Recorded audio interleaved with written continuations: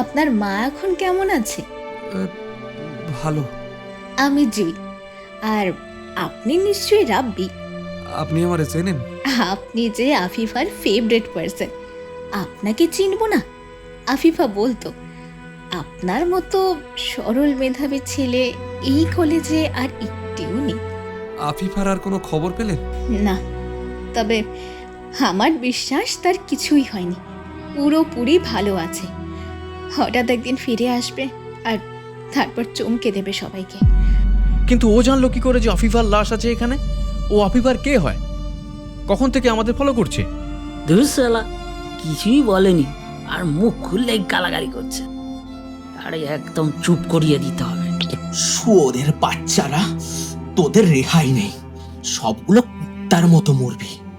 তোদের বাপ মা এক একটা বেশ্যা দালাল। চুপ, একদম চুপ, কপাল ফুটো করে দেব।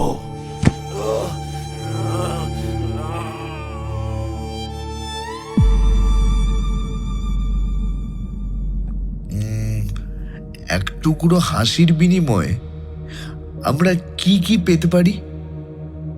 বন্ধুত্ব, ভালোবাসা,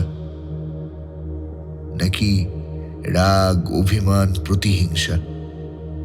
আচ্ছা, কখনো কি এই নিষ্পাপ হাসি হয়ে উঠতে পারে মৃত্যুর পরোয়ানা? কি শুনে একটু অদ্ভুত লাগছে তো? নমস্কার, আমরা গপ্প জুজু। প্রতি শুক্রবার ঠিক রাত 10টায় আমরা হাজির হই হরেক রকম গল্পের সম্ভার নিয়ে। আজ আপনারা শুনবেন লেখক মাসুদ রানার গল্প এক টুকরো হাসির বিনিময়।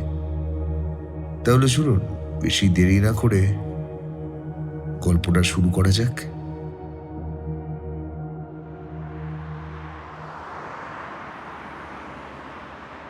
রেস্টুরেন্ট বন্ধ হয়ে যায় রাত 10টায়। স্টাফদের দোকান সাজিয়ে গুছিয়ে বন্ধ করে বেরোতে বেরোতে প্রায় 10:30 বেজে যায়। আফিফা রেস্টুরেন্টের লোগোওয়ালা টি শার্টটা পাল্টে ব্যাগে করে আনা কামিজটা জিন্সের প্যান্টের সাথেই পরে এই সময়ই বাড়ির উদ্দেশ্যে বেরিয়ে এলো। এত রাতে রাস্তায় খুব একটা কোলাহল নেই, শুধু গাড়ির হর্ন আর তাদের আসা যাওয়ার শব্দ। আর 2-3 মিনিট হাঁটলেই সে মেন রোডে চলে আসবে।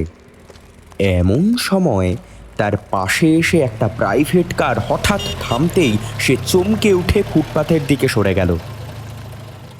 আতঙ্কিত দৃষ্টিতে গাড়িটার দিকে তাকিয়ে রইল। গাড়ির কাঁচ নিচের দিকে নেমে যেতে ড্রাইভারের চেহারা দেখতে পেল সে। মুহূর্তেই চেহারার সব আতঙ্ক উবে গেল, সেখানে জায়গা পেল মিষ্টি হাসি। আকাশ, তুমি জানো এখন তোমার নামে আমি অ্যাটেম্প্ট টু মার্ডার কেস করতে পারি? অল্পের জন্য ভয় পেয়ে মরতে যাচ্ছিলাম। তোমার লিফট লাগবে কি না বলো, কোথায় নামিয়ে দেবো? থানায় নিয়ে চলো, সিরিয়াসলি। সমস্যা নেই, উঠে আসো। ইস, মামলা খাওয়ার খুব শখ মনে হয়। আফিফা বারবার লিফট লাগবে না, আমি এমনিতেই যেতে পারবো বলার পরও নাছোড় বান্দার মতো তার পাশে লেগে রইল আকাশ। আফিফা এক পা করে সামনে এগোয়, আকাশও অল্প অল্প করে তার গাড়িটাকে সামনে নিয়ে যায়। পাশাপাশি যেতে থাকে ওরা দুজন। বাধ্য হয়ে সংকোচ আর দ্বিধা কাটিয়ে উঠে গাড়ির সামনে দিয়ে ঘুরে আকাশের পাশের সিটে বসে সে। বলে, সোজা বাড়ির সামনে নামিয়ে দাও, আর কোনো মতলব করা যাবে না। বাড়ির ঠিকানা জানো তো?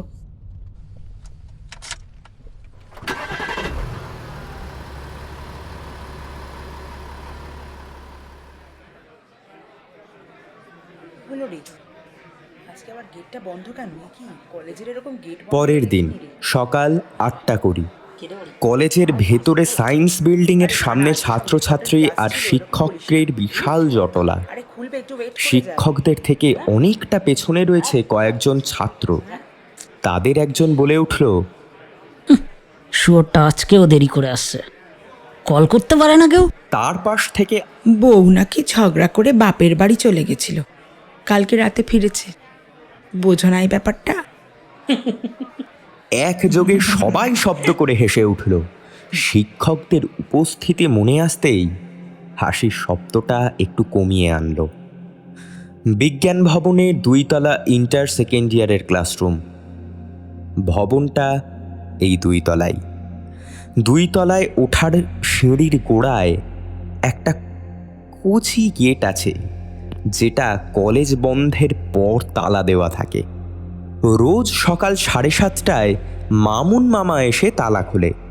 মামুন মামা এই নামেই পরিচিত সে। টিচার্স রুম আর বিজ্ঞান ভবনের ছাত্রছাত্রীর ক্লাসরুমগুলোর দেখাশোনা তারই দায়িত্ব।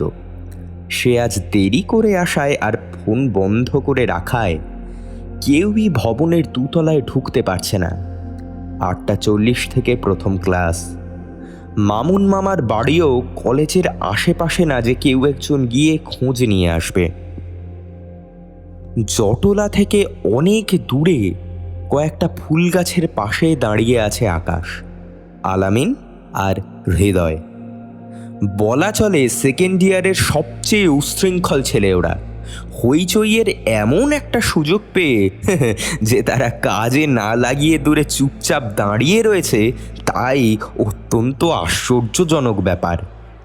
3 জনের মুখই অত্যন্ত ফ্যাকাশে। আলামিন বলল, দুর্বল, স্বাভাবিক থাকার চেষ্টা কর। এত টেনশন করলে কলেজে এলাম কেন? এবার যেন আসল রূপ দেখালো তারা নিজেদের। গিয়েই প্রথমে পেছন থেকে 2-3 জনকে ধাক্কা দিল আকাশ। তাদের ধাক্কা লাগলো সামনের জনের ওপর। কয়েকজন পড়তে পড়তেও পড়ল না। শুরু হলো চিল্লাচিল্লি। গেটের দেয়ালের পাশেই একটু ফাঁকা জায়গা, সেখানে যারা সাইকেল নিয়ে আসে তারা সাইকেল রাখে। সাইকেলটা সেখানে ব্রেক করলো ছেলেটা। পরনে হাফাতা ব্লু শার্ট, কালো প্যান্টের সাথে ইন করে পড়া, চোখে গোল ফ্রেমের চশমা, মাঝারি হাইট, শ্যামবর্ণ, চিবুকে হালকা দাড়ি। সেকেন্ড ইয়ারের মেধাবী ছেলেদের একজন। সাইকেল রেখে ধীরে ধীরে জটলার দিকে এগিয়ে এলো সে। চেহারার মধ্যে সংকোচ ভাব অত্যন্ত স্পষ্ট, যা তার চেহারায় অন্যদিন থাকে না। ধীরে ধীরে আকাশের কাছে গিয়েই পিঠে বরাবর একটা জোরে ঘষিয়ে বসিয়ে বলল, হাই। আকাশ সঙ্গে সঙ্গে একটা গালি দিয়েই ছেলেটার দিকে ঘুরে তাকালো। বলল, হাই, এর চাইতে ভালো অন্য কোনো উপায় বলা যায় না? সমস্যা কি? আন্দোলন শুরু করলে নাকি তোমরা? তুই রাব্বি, ব্রিলিয়ান্টের হাড্ডি, তুই না আমাদের বলবি ঘটনা কি? মামুন মামা এখনো আসছে না কেন? কি বল? জটিল সমস্যা দেখি। কাবিল স্যারের কাছে না আরেকটা চাবি আছে? সে অসুস্থ, আজকে আসবে না। রাব্বির চেহারায় আবার সংকোচ ফিরে এলো। আকাশের মুখের দিকে তাকিয়ে একটু নার্ভাস গলায় সে বলল, আজকের কথা মনে আছে তো? আজকে কি? রাব্বির মুখ এবারে পুরো ফ্যাকাশে হয়ে গেল। রাব্বির ফ্যাকাশে মুখ দেখেই আকাশের মনে পড়ল রাব্বি ঠিক কি শুনতে চাইছে। রাব্বির বাবা আজ 3 বছর হলো প্যারালাইজড। তার মা একটা গার্লস স্কুলের শিক্ষিকা। তার মাই সংসার চালায়। রাব্বির সংসারে টুকটাক সহযোগিতা অবশ্য করে টিউশনি করে। নিজের পড়ার খরচ, পাশাপাশি ক্লাস 8-এ পড়া একটা ছোট বোন আছে তার।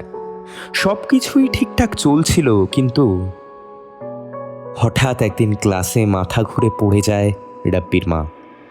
পরে জানা যায় তার ব্রেন টিউমার ধরা পড়েছে।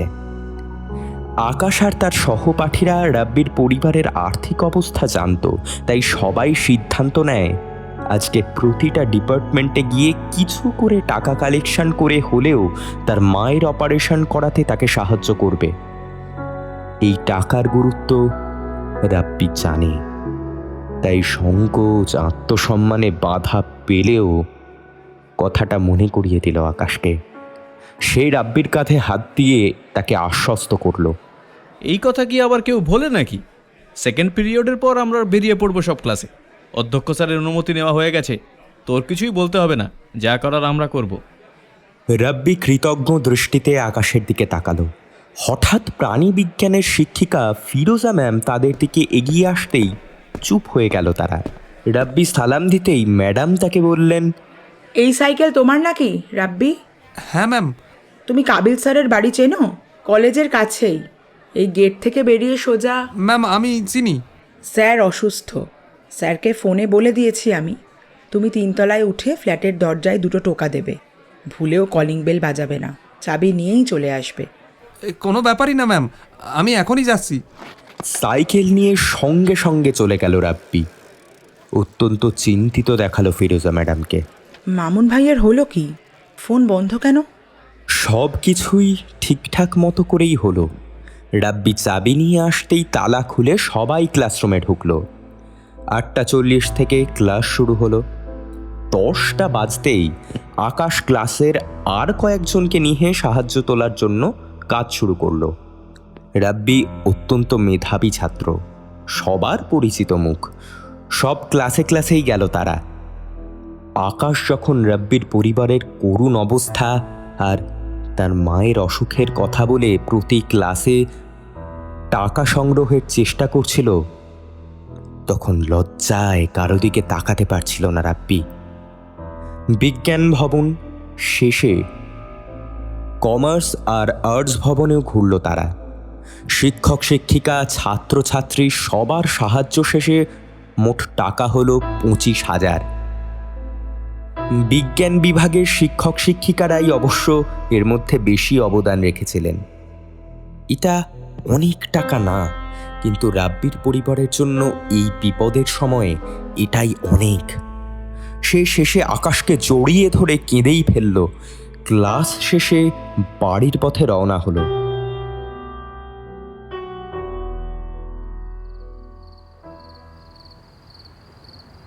রাত 10টা। নিজের ঘরের আলো বন্ধ করে বিছানায় চিত হয়ে শুয়ে আছে রাব্বি।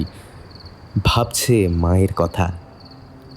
বাবা যদি 3 বছর আগে প্যারালাইজড না হতেন, তাহলে হয়তো আজকের এই কঠিন দিনগুলোর মুখোমুখি তাদের হতেও হতো না। কে জানতো তার মা শখ করে যে শিক্ষিকার চাকরি করতেন, সেই চাকরিই একদিন খাবার জোগানোর একমাত্র উপায় হবে এই পরিবারের। উত্তরাধিকার সূত্রে পাওয়া এই বাড়িটা ছাড়া আর তো কিছুই নেই তাদের।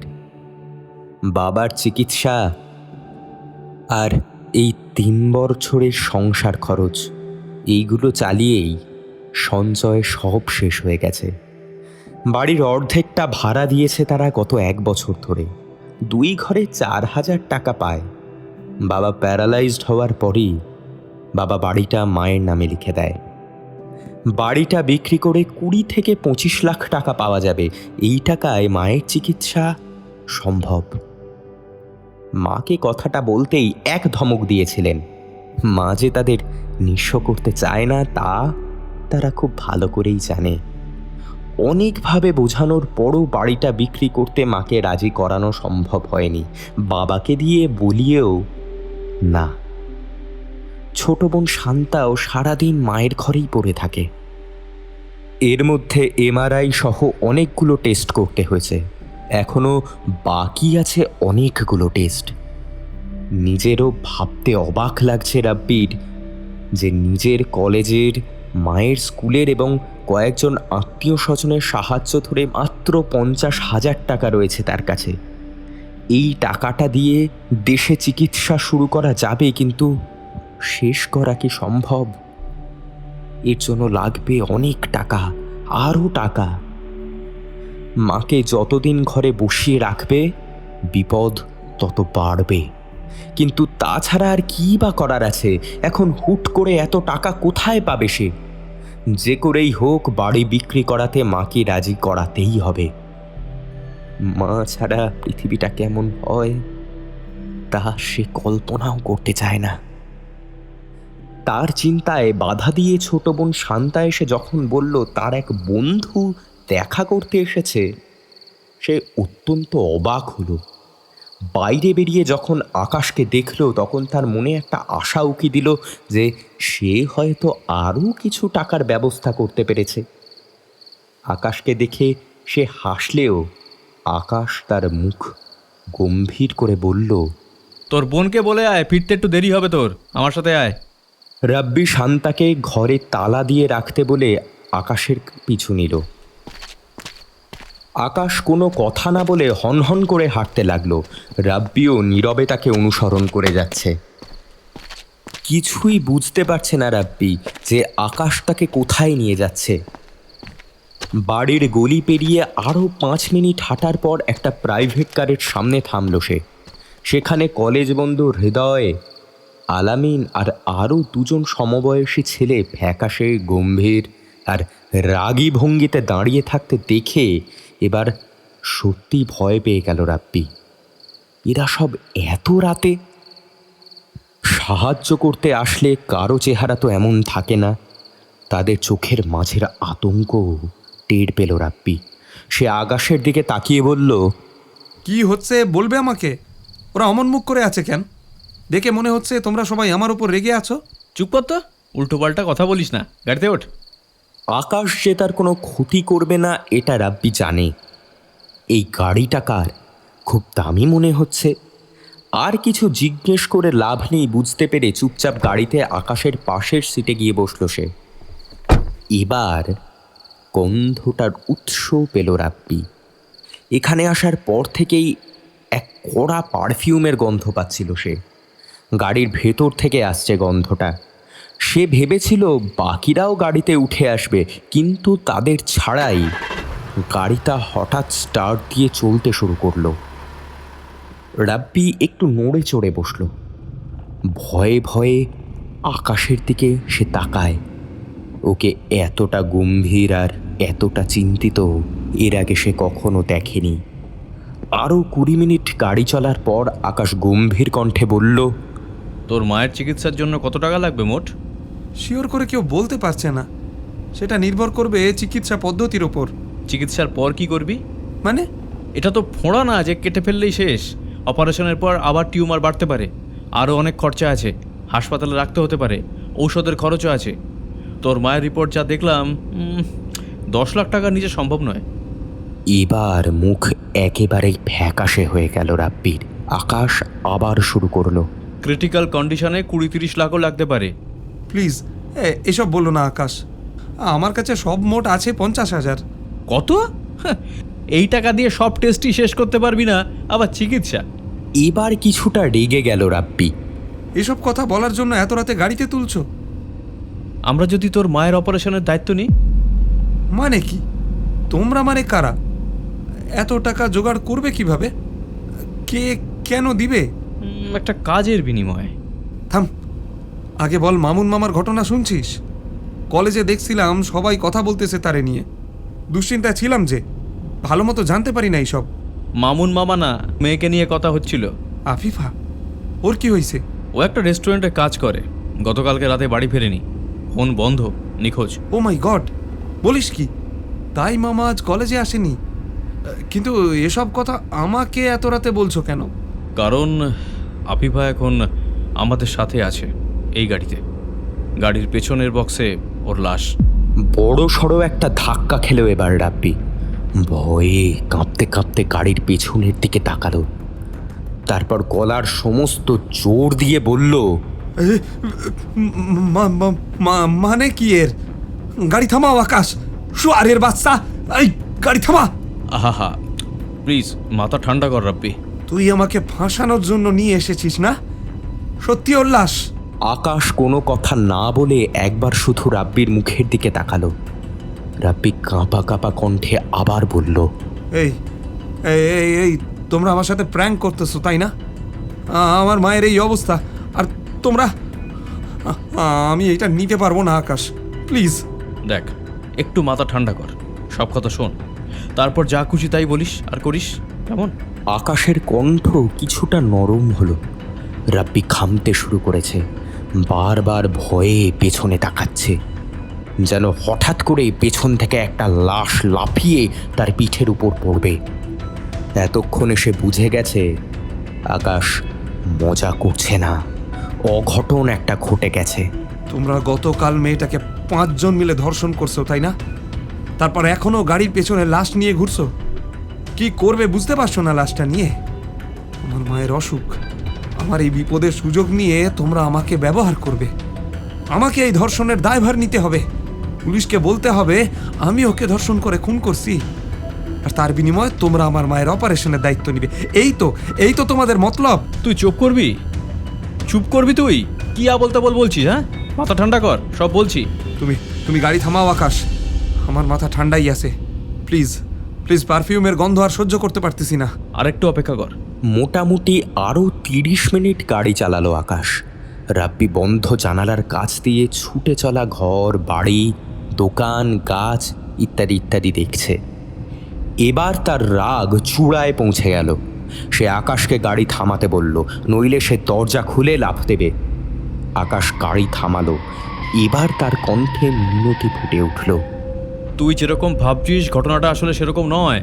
আফিফা কিভাবে মারা গেছে তা আমি ব্যাখ্যা করতে পারবো, তুই মনোযোগ দিয়ে শোন। রাব্বি ধাক্কা দিয়ে গাড়ির দরজা খুলে বাইরে বেরিয়ে এলো। আকাশ এতক্ষণ ধরে গাড়ি চালালেও মহাসড়কে ওঠেনি। নানান অলিগুলি ঘুরে গাড়ি এগিয়েছে। সে কি করছে, কোথায় যাচ্ছে তা সে জানে, এমন তার আত্মবিশ্বাস। গাড়ি থেকে নেমেই রাব্বি গাড়ির পিছনে চলে এলো। আকাশ দ্রুত গাড়ি থেকে নেমে তার পাশে গিয়ে বলল, প্লিজ রাব্বি, পাগলামি করিস না। রাব্বি গাড়ির পেছনের বক্স খুলতে চেষ্টা করে, তালা দেয়া। তার চেহারার সমস্ত সরলতা চলে গেছে। রাব্বি ধমক দিয়ে বলল, ওই খুলো এটা। আকাশ রাব্বির এই চেহারার জন্যই যেন ছটপট করছিল এতক্ষণ। শান্ত দৃঢ় চেহারা, যার মধ্যে শুধুই বিচক্ষণতা। রাস্তার এই দিকে গাড়ি চলাচল নেই বললেই চলে। আকাশ একবার চারপাশে তাকিয়ে মানুষ আছে কিনা দেখে নিল। এরপর বক্সের লক খুলতেই কাপড়ে মোড়ানো একটা লাশ দেখতে পেল রাব্বি। চেহারায় আতঙ্ক আবার ফিরে এসেছে তার। সে ধীরে ধীরে হাতটা লাশের মাথার দিকে বাড়িয়ে দিচ্ছে। কাপড় সরিয়েই যেন সে দেখতে পাবে আফিফা বড় বড় চোখ করে তার দিকে তাকিয়ে আছে। হয়তো হাতও নড়ে উঠবে, শক্ত করে চেপে ধরবে তার হাত। ভয়ে ভয়ে আকাশের দিকে তাকালো সে। তার মুখও ফ্যাকাশে। আফিফার সঙ্গে রাব্বির পরিচিতি না থাকলেও তার মুখ সে চেনে। মুখের কাপড় সরাতেই তাই চিনতে পারল আফিফাকে। রক্তহীন ফ্যাকাশে সাদা মুখ দেখেই আঁতকে উঠল রাব্বি। সারা কপাল আর চুলে শুকনো রক্তে লেপ্টে আছে। মাথায় আঘাতেই মৃত্যু ঘটেছে তার। মুখে কাপড় টেনে বক্সবন্দি করে সেখানে পিঠ ঠেকিয়ে ধীরে ধীরে রাস্তায় বসে পড়ল রাব্বি। কাঁপা কাঁপা কণ্ঠে বলল, কেন করলে এটা? মেয়েটার কি দোষ ছিল বলবে? খুন করার কোনো ইচ্ছেই আমাদের ছিল না, বিশ্বাস কর। ও ভেবেছিলে মেয়েটাকে গাড়িতে তুলবে আর ধর্ষণ করবে সবাই মিলে, তারপর স্নান করিয়ে লক্ষ্মী মেয়ের মতো বাড়িতে পৌঁছে দিবে। প্ল্যানটা সব ঝন্টুর ছিল, আমি অজ্ঞানে ছিলাম। ওই আমাকে নেশা করিয়েছিল, জোর করে আমাকে আফিফাকে গাড়িতে তুলতে বলল। আমার জ্ঞান ছিল না। তুই বল আমি এমন ছেলে? না, তুমি মহাপুরুষ। যা করেছই নিজেদের মধ্যে রাখতে। আমাকে জড়ালে কেন? যত কম লোক জানাবে ততই বেঁচে যেতে। এই তো এইবার লাইনে আসছিস। কোনো লাইনে আসিনি। এখন তোমাদের আর একটা খুন করতে হবে, তা না হলে তোমরা সবাই জেলে যাবে। আমি সাক্ষী দিব তোমাদের বিপক্ষে। কুকুরের চাইতে জঘন্য মৃত্যু হবে তোমাদের। আর কারো খুন করার দরকার হবে না, তুই গাড়িতে ওঠ, সব বলছি তোকে। রাব্বি দৃঢ় পায়ে হেঁটে আবার গাড়িতে উঠল। আকাশ গাড়ি চালাতে শুরু করে। আকাশ এবার শান্ত কণ্ঠে বলে, দেখ, তুই চাইলে পুলিশকে সব বলে দিতে পারিস। তুই জানিস আমি তোকে কতটা ভালোবাসি আর বিশ্বাস করি। মানুষ ভুল করে না, হ্যাঁ? একবার ভাবতো, সব জানাজানি হয়ে গেলে আমাদের 5টা জীবন একেবারে শেষ হয়ে যাবে একটা ভুলের জন্য। আমরা সবাই ভালো পরিবার থেকে উঠে এসেছি, আমাদের পরিবারের সম্মান ধুলোয় মিশে যাবে। তোর কি মনে হয় আমাদের কঠিন বিচার হবে? ঝন্টু আর রকির পরিবার সম্পর্কে জানলে তুই অবাক হয়ে যাবি। আমাদের এই সব ঝামেলা থেকে বের হতে 1 বছরও লাগবে না। কিন্তু আমরা চাই না এটা পাবলিক হোক, পরিবার জানুক। লাশটা কেউ যাতে খুঁজে না পায় তাহলেই হলো। তোমার মধ্যে এখনো কোনো অনুশোচনা দেখছি না। একটা কুকুর মারলেও তো মানুষের অনুশোচনা হয়, আর তুমি একটা ধর্ষণ করে খুনরে জাস্টিফাই করছো ফ্যামিলি প্রেস্টিজ দিয়ে। তোমাদের 5 জনের জীবন। আর ওই মেয়েটা, তার পরিবার। একবার মামুন মামার কথা ভাবো। একটা মেয়েরে 18 বছর। প্লিজ রাব্বি, সেন্টিমেন্টাল কথা বলিস না তো, বাস্তবতা নিয়ে ভাব। তোর মাকে নিয়ে চিন্তা কর, তোর বাবা, পুরো পরিবার, তোর বোন, আমরা সব দায়িত্ব নেব। তোর সব কিছু ঠিক হয়ে যাবে। ঝন্টু চাইলে তোদের মতো 10টা পরিবারকে সারা জীবন খাওয়াতে পারবে। তুই ভাব, একবার ভুল করেছি, জীবন আমাকে আরেকটা সুযোগ দেবে। এই সুযোগে আমি আর কোনো মেয়ের দিকে খারাপ নজরেও তাকাবও না। প্লিজ আমাকে বাঁচা। কিন্তু আমি কেন? আমারে কেন এর মধ্যে আনলে? আমি কিভাবে বাঁচাবো? তোমরা আসলে আমার কাছ থেকে চাচ্ছটা কি? এই খুনের দায়ভার আমি নেই। এত জটিল না বন্ধু। তোকে আমরা কেন মুরগি বানাবো? আর তোর সম্পর্কে এই কথা কেউ বিশ্বাস করবে না। তুই শুধু ওই লাশটা গায়েব করতে আমাদের সহযোগিতা করবি, ব্যাস। আর তোর বুদ্ধি খাটিয়ে আমাদের যাতে কোনো রকম বিপদ না হয় সেটা দেখবি। তোমাদের আমার ওপরে এত বিশ্বাস জন্মালো কেন ভাবলে এমন একটা জঘন্য অপরাধের বিচার থেকে আমি তোমাদের বাঁচাতে পারবো? ভাবার সব রকম কারণ আছে রে। তুই যে আমাদের নানান রকম ক্রাইমের গল্প বলতিস, তখন পাত্তা না দিলেও তোর বর্ণনা দেওয়ার আর আত্মবিশ্বাসের ধরন দেখে বুঝতাম তুই শুধু লেখাপড়ায় ব্রিলিয়ান্ট না, তুই ক্রিমিনাল মাইন্ডের। সময়, সুযোগ আর পরিস্থিতিতে পড়লে এইসব ক্রাইম ধামাচাপা দেওয়ার মাস্টার মাইন্ড তুই ছাড়া আর কেউ হতে পারবে না। আমি ক্রিমিনাল মাইন্ডের? আমি তোমাদের যা বলতাম সব ক্রাইম থ্রিলার পড়া গল্প আর মুভির সিরিজ দেখে দেখে বলতাম। এগুলো আমার নিজের চিন্তা ভাবনা না। কিন্তু তুই যে অনুধাবন করতিস তা আর কেউ করতে পারবে না রে। শোন, আর তর্ক করিস না। আমি অনেক ভেবেচিন্তে এই সিদ্ধান্ত নিচ্ছি। তোকে এর মধ্যে এনেছি, বুঝলি? এরা তোকে না জানাতেই তো বলেছিল। তোর মাকে আমি সম্মান করি। পরিবার নিয়ে ভাব, পরিবার হলো আসল। দুনিয়া যাক ধ্বংস হয়, এই পৃথিবীতে যত ক্রাইম হয় সব হয় পরিবারের জন্য। আমাদের মতো খুনিদের, ধর্ষকের কথা ভুলে যা। ভাব, এই একমাত্র উপায় তোর মার, তোর পরিবারকে বাঁচানো। তুই ভাবতে থাক, তাড়াহুড়ো নেই। তুই চাইলে তোকে রাস্তায় নামিয়ে দিতে পারি। বাড়ি চলে যা, পুলিশের কাছে যা, সব তোর ইচ্ছা, কোনো জোর নেই। জীবনে সততার জায়গায়, ব্যক্তিত্বের জায়গায় কখনো আপোষ করেনি রাব্বি। মেয়েদের স্বাধীনতায় বিশ্বাসী সে চাইতো প্রজাপতি যেমন আনন্দে ফুলে ফুলে ঘুরে বেড়ায়, এদেশে মেয়েরাও তেমনই শান্তিতে নিশ্চিন্তে স্বাধীনভাবে ঘুরে বেড়াবে। ধর্ষক, মেয়েদের নিয়ে নোংরা চিন্তা করা, কুরুচিকর মন্তব্য করা মানুষদের বিপক্ষে সব সময় চিন্তা করেছে সে, প্রতিবাদ করেছে। জীবনে ভেবেছে তার খুব আপন কেউও যদি এ ধরনের নোংরা কোনো ঘটনার সঙ্গে জড়িয়ে পড়ে তবুও সে কখনো আপোষ করবে না। সেই রাব্বি যখন এক ধর্ষকের পাশে বসে, ধর্ষিতার লাশ গাড়িতে করে নিয়ে এগোচ্ছে, অত্যন্ত দ্বিধায় পড়তে হচ্ছে তাকে।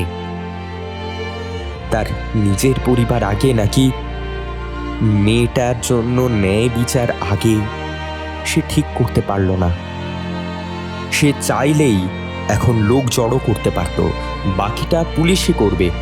যতই প্রভাবশালী হোক না কেন, লাশ সহ এভাবে ধরা পড়লে মুক্তির উপায় কিছুতেই নেই আকাশ বা তাদের বন্ধুদের। রাব্বি যখন অনেক ভেবেচিন্তে নিজের পরিবার রক্ষার দিকে এগিয়ে গেল, তখন তার সমস্ত সত্তা তার নিজের বিরুদ্ধে আন্দোলন গড়ে তুলল। তার সারা শরীর যেন অবশ হয়ে আসছে। তার মাথায় ঢুকে গেল নতুন চিন্তা, মেয়েটার লাশ গায়েব করা যায় কিভাবে?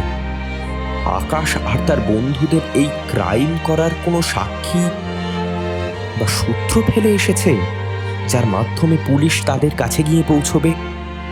আরো বিস্তারিত জানতে হবে। হ্যাঁ, সে পরিবারকেই বাঁচাবে। সে শব্দ করে বলল, পরিবারের জন্য আমি সমস্ত পৃথিবীকে 2 বার ধ্বংস করে দিতে পারি। মুচকি হেসে আকাশ বিড়বিড় করে বলল, পরিবার। অস্বীকার করার কোনো উপায় নেই যে কিছু কিছু ছেলে আছে একটা মেয়ের কাছ থেকে তার সর্বস্ব পেয়েও তাকে ঠকায়। মেয়েরা তাদের জন্য পরিবার, সমাজ, আত্মসম্মান সব ছেড়ে দিতে রাজি হওয়ার পরও দেখা যায় ছেলেরাই তাদের ছেড়ে চলে গেছে। আবার কিছু ছেলে এমনও হয়, একটা মেয়ের এক টুকরো হাসির বিনিময়ে মেয়েটাকে তার পুরো দুনিয়া দিয়ে দেয়। কখনো কল্পনায় মেয়েটাকে নিজের একটা কিডনি দিয়ে দেয়, কখনো সমাজের সমস্ত মানুষের ছিয়ের বিপরীতে গিয়ে মেয়েটার পাশে এসে দাঁড়ায়। আবার কখনো কাল্পনিক দুর্ঘটনার পর মেয়েটা যখন আর হাঁটতে পারে না, তখন বাকি জীবন মেয়েটার দায়িত্ব বহন করে। মজার বিষয়, পুরোটাই করে তারা কল্পনায়। বাস্তবে মেয়েটা যে পথে হাঁটে সে পথের আশেপাশে হাঁটতেই হৃৎকম্পন এদের চূড়ায় উঠে যায়। দিদার খুব মনোযোগ দিয়ে চিন্তা করেও সে দিনটার শুরু কিংবা শেষ কিভাবে হয়েছিল কিছুতেই মনে করতেও পারে না। ইন্টার ফার্স্ট ইয়ারের অর্ধবার্ষিকী পরীক্ষা হচ্ছিল সেদিন। আর্টস ভবনের 4 তলায় পরীক্ষার হলে বসে অর্ধেক সময় পার হয়ে যাওয়ার পর হঠাৎ একটা কলম এসে পায়ে ধাক্কা মারে তার।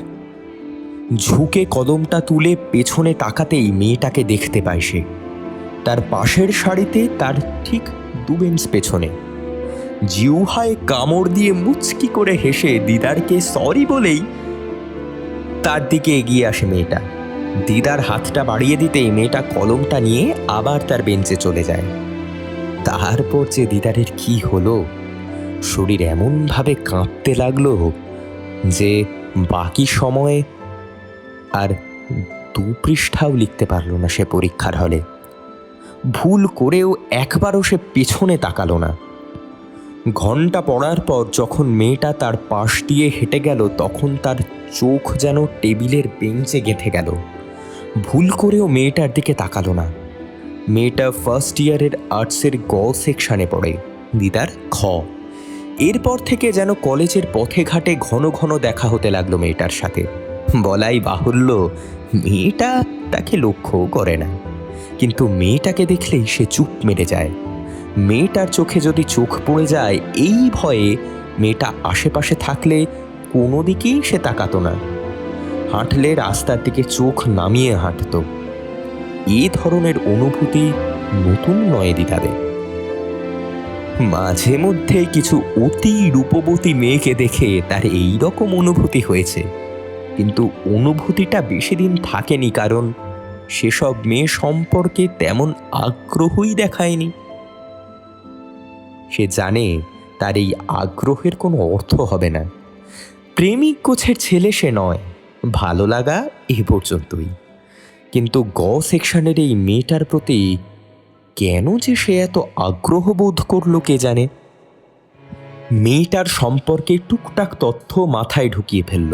মেয়েটার নাম আফিফা, বাবা এই কলেজেরই সায়েন্স ভবনে কাজ করেন, নাম মামুন আলী।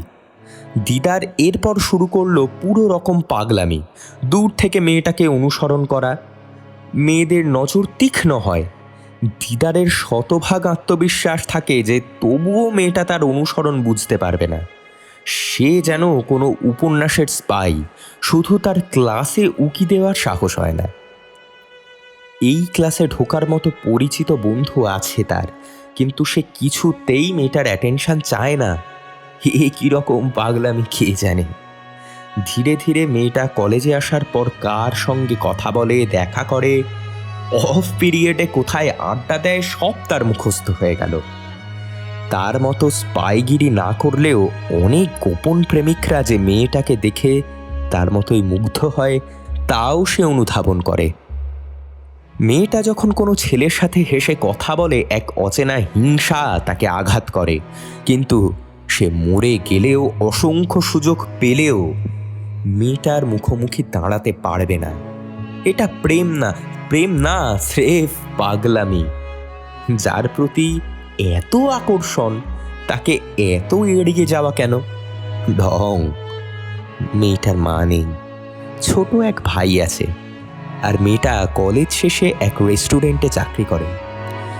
যেসব মেয়েরা অল্প বয়স থেকে অর্থ উপার্জনের অভ্যাস গড়ে তোলে, পাশাপাশি পড়াশোনাও আছে, আবার মায়ের কড়া শাসন পায়নি, সে যে একটু বেশি স্বাধীনচেতা হবে এতে অবাক হবার কিছু নেই। এভাবেই সময় বয়ে যায়, মাস পেরিয়ে যায়, আর কোনো মেয়ের প্রতি আগ্রহ পায় না দিদার। মেয়েটার অগোচরে মেয়েটাকে অনুসরণ করে যায় সে। কলেজের বাইরে, এমনকি কয়েকদিন রেস্টুরেন্ট থেকে ছুটির পর এত রাত্রেও তাকে বাড়ি পর্যন্ত অনুসরণ করেছে সে।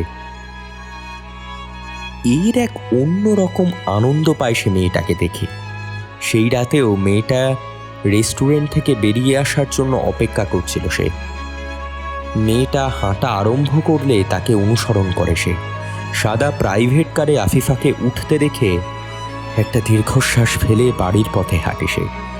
কিন্তু পরের দিন কলেজে গিয়েই যখন জানতে পারে আফিফা নিখোঁজ, রাতে বাড়ি ফেরেনি, তখন তার মাথায় আকাশ ভেঙে পড়ে। মনে পড়ে গত রাতের সেই সাদা প্রাইভেট কারের কথা।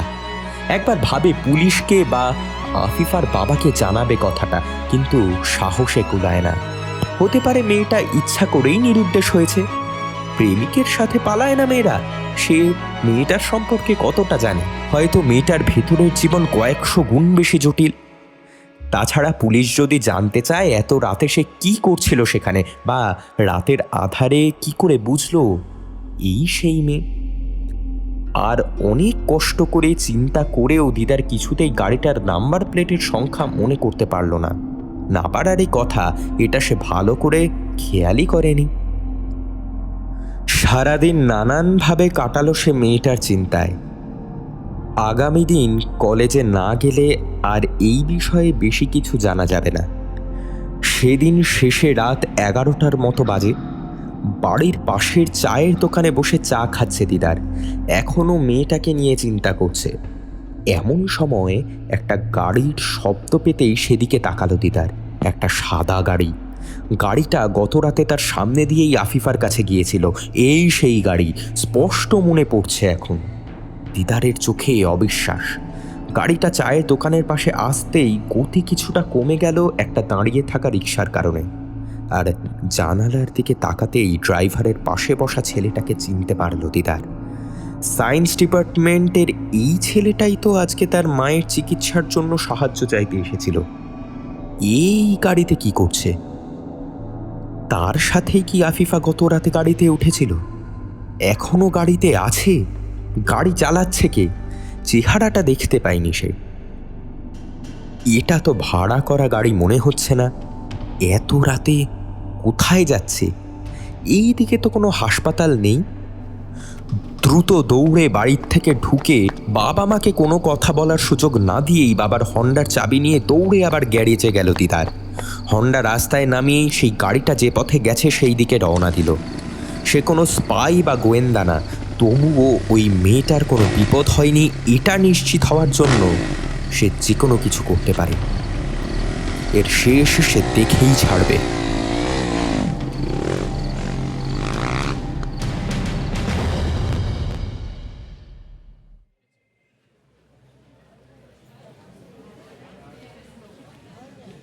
আফিফা নিখোঁজের পরের দিন সন্ধ্যায় জুঁই থানায় বসে আছে। তার চেহারা খুব বিমর্ষ। থানার অফিসার তাকে জিজ্ঞাসা করলেন, তোর বান্ধবীর নাম কি যেন বললি? আফিফা।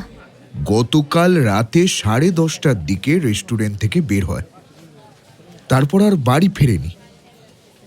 আচ্ছা, এমন এর আগে কখনো হয়েছে?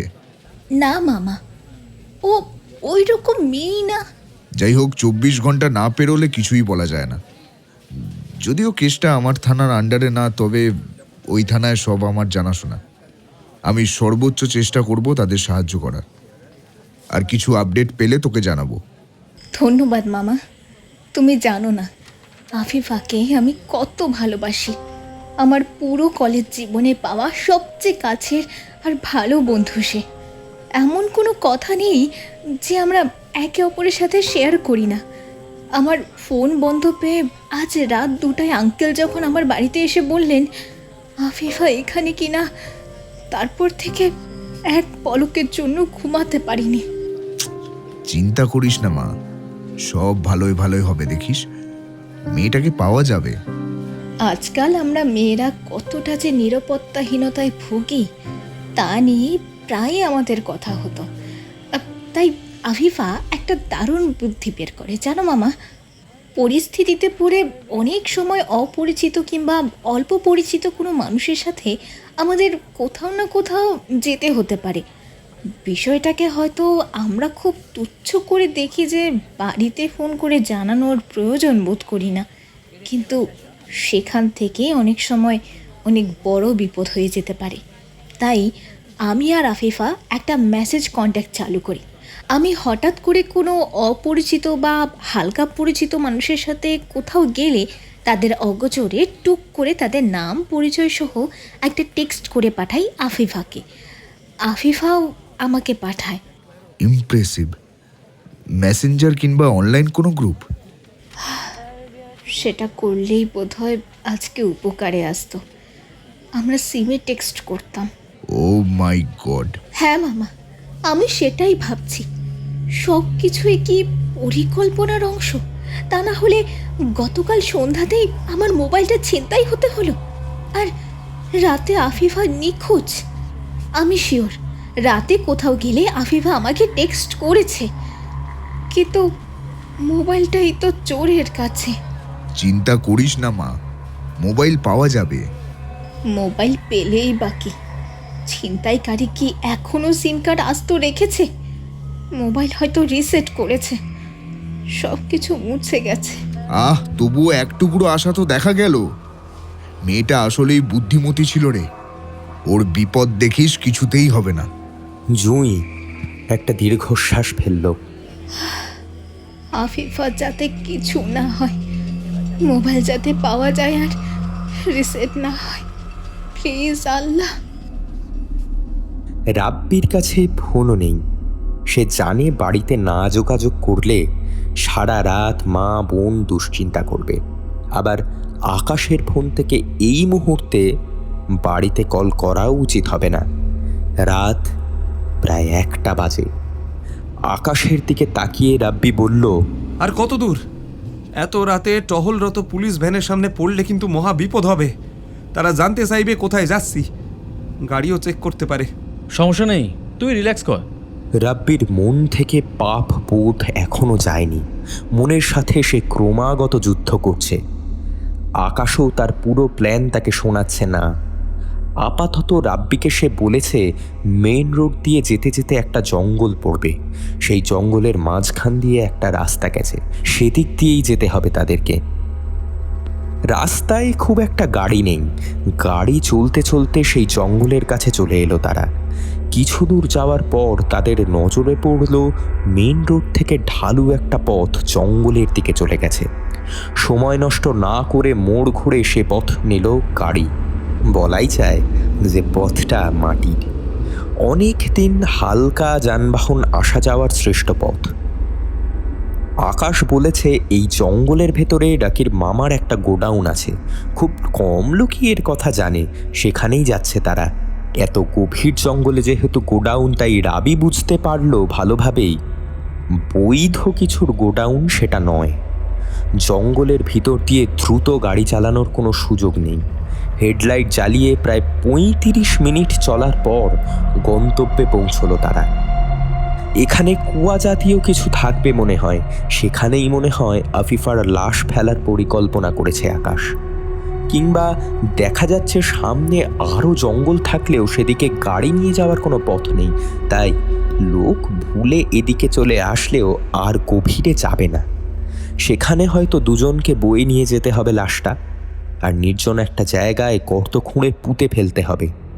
ভাবতেই গাটা শিউরে উঠল রাব্বির। এমন একটা কাজ তাকে জীবনে করতে হবে, কে জানতো? সে এখনো বুঝতে পারছে না তাকে এর মধ্যে কেন জড়ালো আকাশ। এগুলো সে তো যে কোনো কাউকে নিয়ে করতে পারত। অনুমান করলো আলামিন, হৃদয়, রকি কেউ কোনো কারণে আকাশের সঙ্গে এই কাজে যুক্ত হতে চাচ্ছে না। আর এই কাজটা আকাশের একার পক্ষে করা সম্ভব নয়। আকাশ রাব্বি ছাড়া আর কাউকে ভরসা করতে পারেনি। গোডাউন বলতে একটা টিনের ঘর, জায়গায় জায়গায় ছিদ্র, জং ধরা। গাড়ির হেডলাইটের আলো আর আকাশের হাতে টর্চের আলো, এই আলোতেই কাঠের দরজা ঠেলে ঘরের ভেতরে ঢুকলো তারা। রাব্বি বলল, এখন কি করবি? চুপচাপ থাক কিছুক্ষণ। ঘরের ভেতর শুধু একটা চৌকি আছে তোষক বালিশ ছাড়া, দুটো চেয়ার, কয়েকটা টিনের কৌটো। এটা আবার কেমন গোডাউন? অবৈধ কিছু আছে বলে তো একেবারেই মনে হচ্ছে না। এক জায়গায় অনেকগুলো চটের বস্তা রাখা। আকাশ টর্চ ঘরের চৌকিতে রেখে হাতের ইশারায় রাব্বিকেও বস্তাগুলো সরানোর জন্য সাহায্য করার জন্য ডাকলো।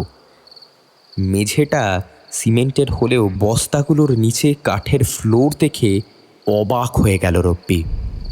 এবার তার ব্যাপারটা মাথায় ঢুকলো। রাব্বি মেঝেতে একটা লাথি মারতেই প্রতিধ্বনিত শব্দ শুনতে পেল। আকাশের কড়া ধমকে একটু মুচকি হাসল শুধু। কাঠগুলো সরিয়ে ফেলতেই ফ্লোরের নিচে একটা পথ বেরিয়ে এলো। হাতে টর্চ নিয়ে আগে আগে আকাশ নামলো, তার পিছু পিছু রাব্বি। নিচে নেমেই টর্চের আলোয় এই ছোট জায়গায় এত জিনিস থেকে হকচকিয়ে গেল দুজনেই। এই ফ্লোরটাও পুরোটা সিমেন্টের, দেওয়াল ইটের, বাতাস আসা যাওয়ার রাস্তা অবশ্যই আছে। শ্বাস নিতে একটুও কষ্ট হচ্ছে না। এক কোণে কয়েকটা ফল রাখা ট্রে ভর্তি বোতলগুলোর দিকে জলজলে চোখে তাকিয়ে এগিয়ে গেল আকাশ। যে জীবনে কোনোদিন সামনাসামনি এই বোতল দেখেনি, সেও প্রথম দেখায় চিনে যাবে যে এগুলো মদের বোতল। আর আছে অনেকগুলো ড্রাম, টিনের কৌটো, অনেকগুলো বাক্স। কৌতূহল হলেও সেইগুলোর ভেতর কি আছে তা দেখতে বাধা দিল আকাশ। সাবধান করে দিল বেশি কিছু ঘাটাঘাটি করা যাবে না। ফ্লোরের এক কোণে অনেকগুলো কেটলি, ভেতরে মনে হচ্ছে জল।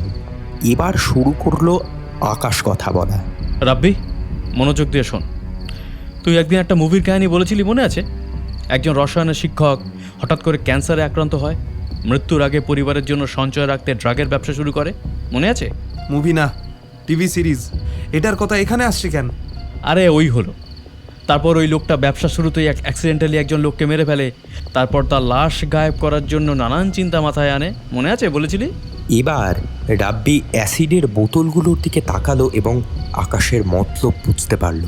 আর বুঝতেই সে আটকে উঠল, চেঁচিয়ে উঠল, তুমি পাগল হয়ে গেছো আকাশ!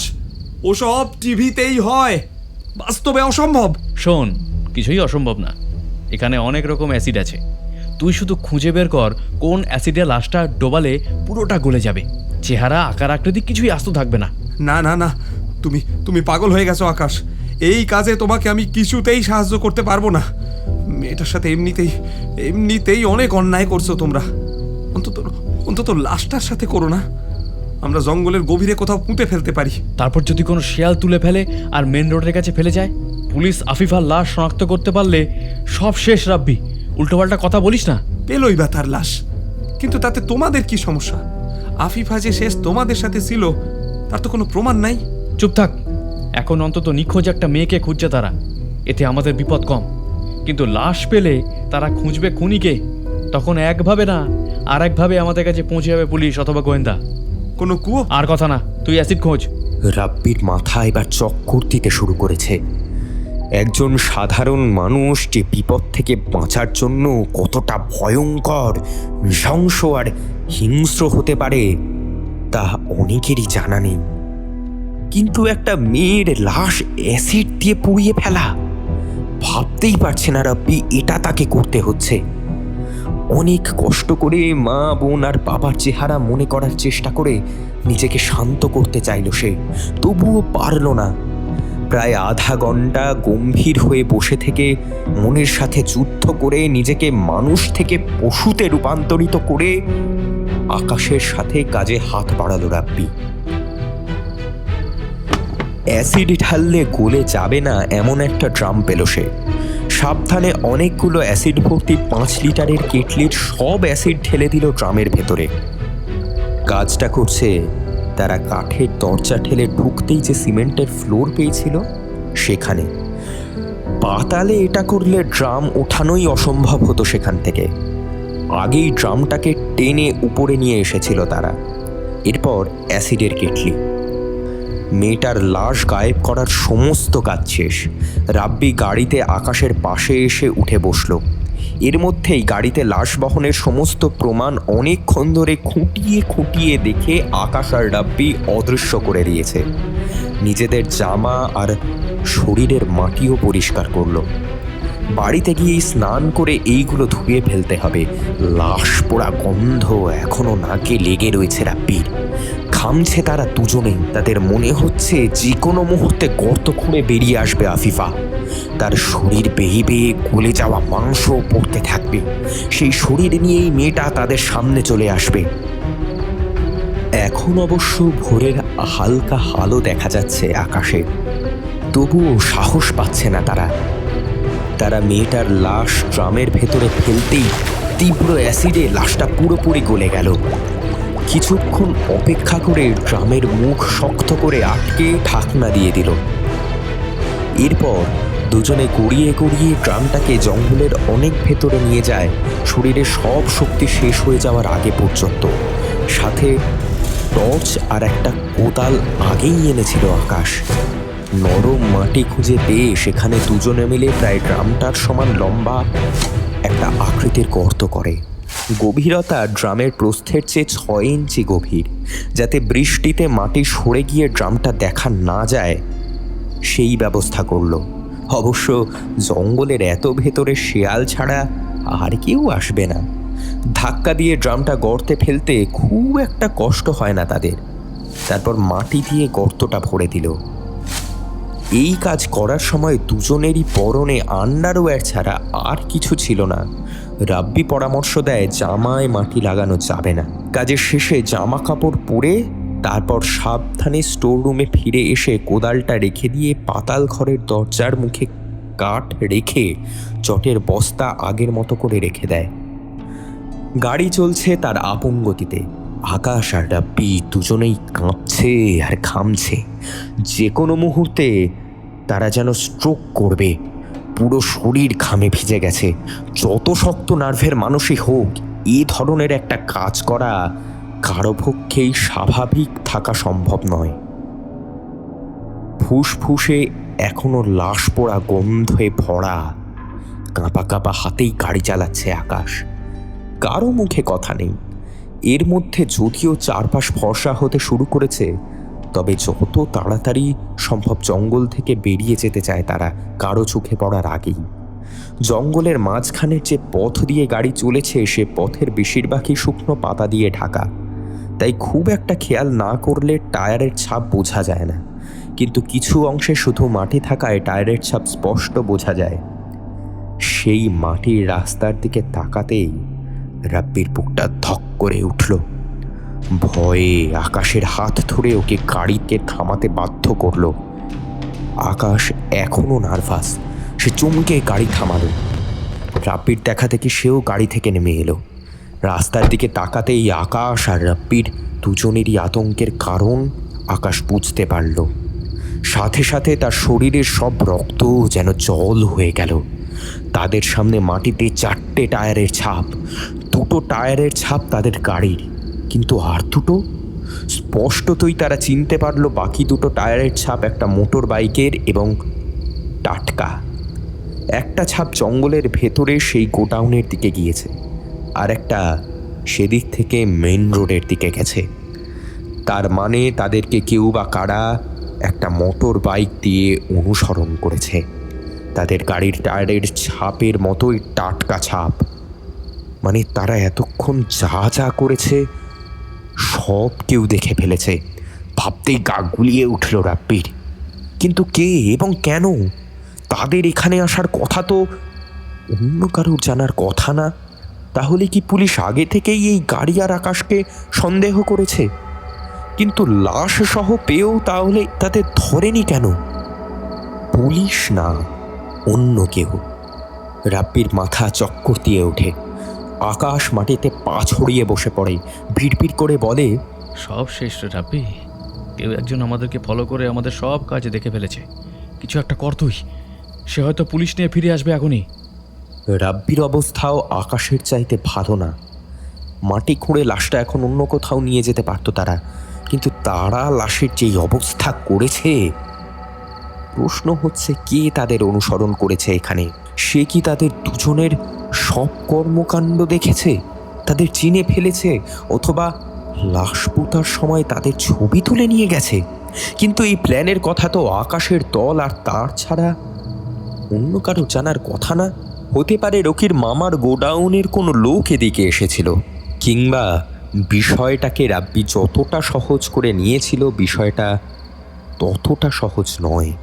সে আকাশের দিকে ফিরল। আকাশ এখনো বিহ্বল হয়ে মাটিতে বসে রয়েছে। রাব্বি জানতে চাইল, তুমি আমার সবটা বলনি তাই না আকাশ? তুমি জানো কারা আমাদের অনুসরণ করেছে? কি কথা যেটা এখনো নিজের ভেতর লুকিয়ে রেখেছো? অপরাধটা পুরো 5 জনে মিলে করলেও তারা সব বোঝা তোমার ঘাড়ে চাপিয়ে দিয়ে দূরে সরে আসে কেন? আকাশ একবার ফুঁপিয়ে কেঁদে উঠল। কয়েক মিনিট লাগলো তার প্রকৃতিস্থ হতে, তারপর বলল, আফিফ, মেয়েটা খুব চালু ছিল জানিস। সে তার বান্ধবী জুইয়ের সাথে একটা কনভারসেশন চালু করে সিম টু সিম। সে কোনো মানুষের সঙ্গে কোথাও গেলে তার নাম সংক্ষিপ্ত পরিচয় সহ জুইয়ের নাম্বারে পাঠিয়ে দেয়। সেদিনও সে আমাদের সাথে গাড়িতে ওঠার সময় লিখে ফেলেছিল, আকাশ, সায়েন্স ডিপার্টমেন্ট, বাড়িতে লিফট। আমরা মেয়েটাকে রেপ করার পর তার হাতের ফিঙ্গার জোর করে দিয়ে মোবাইল চালু করতেই মেসেজটা দেখতে পাই। কথাটা শুনেই শিউরে ওঠে রব্বি। সমস্ত মুখটা ঘৃণায় বিকৃত করে ফেলে সে। তাই তোমরা ওরে খুন করে ফেললা? রকি আর ঝন্টু বেশ উত্তেজিত ছিল। তারপর এরপর ওদের নেশা ছুটতেই যখন বুঝতে পারে তাদের এই খুনের সঙ্গে সম্পর্কের কোনো প্রমাণ নেই, শুধু আমি ফেঁসে গেছি এবং আমি ধরা পড়লে ওরাও ফেঁসে যাবে, তখন ওরা থ্রেট দেয় আমি যদি ওদের নাম নিই তাহলে তারা আমার পরিবারকে শেষ করে দেবে। জুই এখনো জানায়নি কেন তাহলে পুলিশ রে? জানালে তোমারে এখনো পুলিশ ধরেনি কেন? তাহলে কি পুলিশ মেসেজের কথাটা জেনেও না জানার ভান করে গোপনে আমাদের ফলো করছে? আর তোমরা এতটা কনফিডেন্স হয়ে গতদিন কলেজেই বা গেলে কিভাবে? রকি বলেছিল উত্তেজিত হওয়া যাবে না। আমরা আফিফাকে তোলার জন্য সে রাতে প্ল্যান করেই যেসব এলাকায় সিসিটিভি ক্যামেরা নেই সেসব এলাকা দিয়ে গিয়েছিলাম। তাই আমাদের বিরুদ্ধে কোনো প্রমাণ নেই, তাই কলেজে মিস দেওয়া যাবে না। প্ল্যান? তুমি বলেছিলে তোমরা নেশায় ছিলে, তার মানে ধর্ষণ, হত্যা সবটা তোমাদের নিখুঁত পরিকল্পনা? আরে ভাই, এইসব পেঁচাল অফ কর তুই। এখন বর্তমান পরিস্থিতি নিয়ে ভাব। পরদিন কলেজে গিয়ে জানতে পারলাম জুইয়ের ফোন ঘটনাক্রমে আফিফাকে তোলার দিন সন্ধ্যায় ছিনতাই হয়েছে, তাই কিছুই ফাঁস হয়নি। তোরা করেছিলি? না। তাহলে কে বা কারা আমাদের ফলো করলো? জুই ছাড়া আর কাউকে সেটা জানায়নি, এটা তুই নিশ্চিত? মোবাইলটা কোথায় আফিফার? আকাশ দ্রুত উঠে গাড়ির পেছনে গিয়ে ডেক খুলে এদিক সেদিক খুঁজতে থাকে। মোবাইলটা ভালো করে চেক করার পর রেগে গিয়ে একটা আছাড় দিয়েছিলাম। মোবাইল সাথে সাথে বন্ধ হয়ে গিয়েছিল। পরে লাশের সাথেই ডেকে রেখে দিয়েছিলাম, ভেবেছিলাম একসাথে পুঁতে দেব। মোবাইলটা তুই রেখেছিস? না, রাস্তায় পড়ে যায়নি তো? আরে ওই মোবাইল আছাড়কে আর কিছু বাকি নেই, কেউ পেলেও কিচ্ছু করতে পারবে না। অবশ্য সিম এখনো মোবাইলের ভেতরেই আছে। এখনো বুঝতে পারছে না রাব্বি আর আকাশ যে তারা কি করবে, কিভাবে করবে। পুলিশ তাদের ফলো না করলেও যে ফলো করেছে সে যে ফিরে পুলিশের কাছেই যাবে এটা তো নিশ্চিত। পুলিশ আসার আগে যে করেই হোক পালাতে হবে তাদের এ শহর ছেড়ে। লাশ তারা খুঁজে পাবেই, কিন্তু মা, বোন, বাবার কথা মনে পড়তেই বুকটা পুড়ে যাচ্ছে রাব্বির। তারা যখন জানতে পারবে ধর্ষণের পর অ্যাসিড দিয়ে পুড়িয়ে ফেলা এক ধর্ষক গ্রুপের সাথে সে জড়িত, এখন পালিয়ে বেড়াচ্ছে, তখন তারা বাঁচবে কি করে?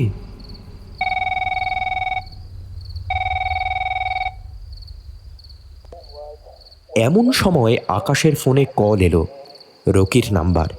সে কল ধরে কিছুক্ষণ কথা বলল, এরপর কল রেখেই হেসে উঠল আকাশ। বিহ্বল মুখে যেন প্রাণ ফিরে এলো। মুহূর্তেই তার মুখের সমস্ত দুশ্চিন্তা উবে গেল। সে দাঁত বের করে হাসতে হাসতে গাড়িতে গিয়ে উঠল। রাব্বিও তার পাশে গিয়ে বসল। রাব্বি বিস্মিত হয়ে জিজ্ঞাসা দৃষ্টিতে আকাশের দিকে তাকালো। সে বুঝতে পারল না 2 মিনিটে রকির সাথে কি এমন কথা হয়েছে যে আকাশের সব দুশ্চিন্তা দূর হয়ে গেল। বাইকের দাগ কি তাহলে রকির? আকাশ বলল,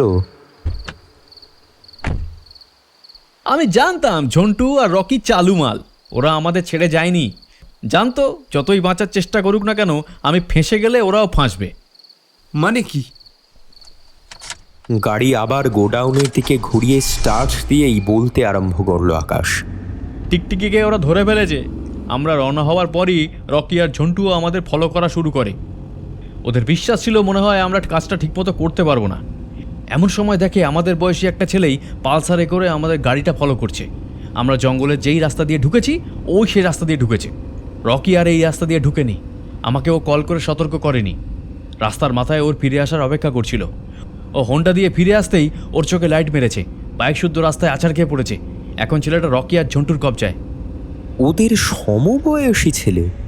তীব্র কৌতূহল হলো, কে ছেলেটার শেষ পরিণতি কি হবে ভেবে ভয় পেলেও ছেলেটা যে পুলিশের কাছে পৌঁছানোর আগেই ধরা পড়েছে এইটা ভেবেই এক অচেনা তৃপ্তিতে মন ভরে উঠল।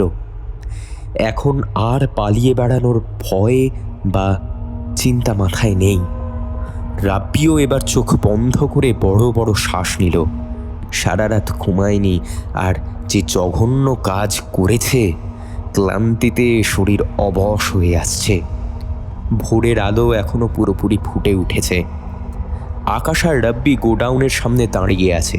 ছেলেটার হোন্ডা দূরে কোথাও নিয়ে পেট্রোল ঢেলে পুড়িয়ে আসবে ঝন্টু, তাই ওদের আসতে একটু সময় লাগছে। রাব্বির বুক ধকধক করছে। কে ছেলেটা? কিছুক্ষণের মধ্যেই একটা গাড়ি এসে থামলো তাদের সামনে। ড্রাইভিং সিট থেকে ঝন্টু আর তার পাশ থেকে রকি বেরিয়ে এসে চেঁচিয়ে আকাশকে জড়িয়ে ধরল। রাকি বলল, সাব্বাস! কিরে মামা, সব কাজ করা শেষ? ওই পুঁতেছিস? আরে ভাবিনি তোরা দুজনে এত কাজের। Welcome to gang. আকাশ হাতের ইশারায় জঙ্গলের ভেতরে দেখালো। ঝন্টু হেসে বলল, আরে আরেকটা লাশ পুঁততে হবে, স্পাই ধরছি। অ্যাসিড আছে না ঠিক মতো আরো? তাহলে ছেলেটাকে তারা মেরে ফেলেছে এর মধ্যে? ঝন্টু পিছনের ডেক খুলতেই সবাই ওরা গাড়ির পেছনে চলে এলো। ছেলেটার হাত পা শক্ত নাইলনের দড়ি দিয়ে বাঁধা, মুখে কাপড় পেঁচিয়ে মাথার পেছনে গিট্টু দেয়া যাতে চেঁচালে শব্দ না হয়। ঝন্টুর কোমরে গোঁজা ছোট্ট পিস্তলটাও নজর এড়ালো না রব্বির। এই বয়সেই এরা যে কতটা ভয়ঙ্কর আর প্রফেশনাল তা বুঝতে কিছুই বাকি রইল না। ছেলেটা কাত হয়ে ডেকে পড়ে আছে, মারা যায়নি এখনো। মুখে আঘাতের দাগ, রক্ত, পুরো শরীরে মাটি দিয়ে ভরা। আকাশ আর ঝন্টু ধরে গোডাউনের ভেতরে নিয়ে গেল ছেলেটাকে। মেঝেতে বসিয়ে চৌকির সঙ্গে শক্ত করে বাঁধল। রকি 3টে মোবাইল এগিয়ে দিয়ে আকাশের দিকে তাকালো। একটা মোবাইল আফিফার। রকি ডিসপ্লে, ক্যাচিং সব ভেঙে দিয়েছে। আকাশ অবাক হলো, এটা গাড়ির ডেক থেকে রকির কাছে গেল কিভাবে? ঝন্টুই উল্টে প্রশ্নটা করলো আকাশকে। আফিফার ভাঙা মোবাইলটা ওই ছেলেটা পেল কি করে? ওর পকেট থেকে বার করেছি। আকাশ থতমত খেয়ে বলল, গাড়ির ডেকে ছিল। আমরা জঙ্গলের ভেতরে যাওয়ার সময় নিতে মনে ছিল না, সেই ফাঁকে গাড়ি সার্চ করে তুলে নিয়েছিল মনে হয়। এবার দ্বিতীয় মোবাইলের পাওয়ার বাটন টিপতেই ছবির ফোল্ডারের সামনে বেরিয়ে এলো। রাব্বিও আকাশের পাশে এসে দাঁড়ালো। ছবিগুলো দেখে তাদের রক্ত শীতল হয়ে গেল। সে আর আকাশ মিলে মাটি খুঁড়ছে, খুঁড়ে ড্রাম ফেলে দিচ্ছে।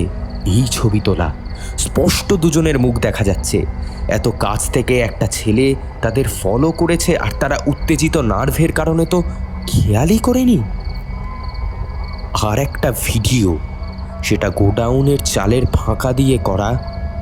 তারা যে লাশটা অ্যাসিড ড্রামে ফেলছে তার ভিডিও।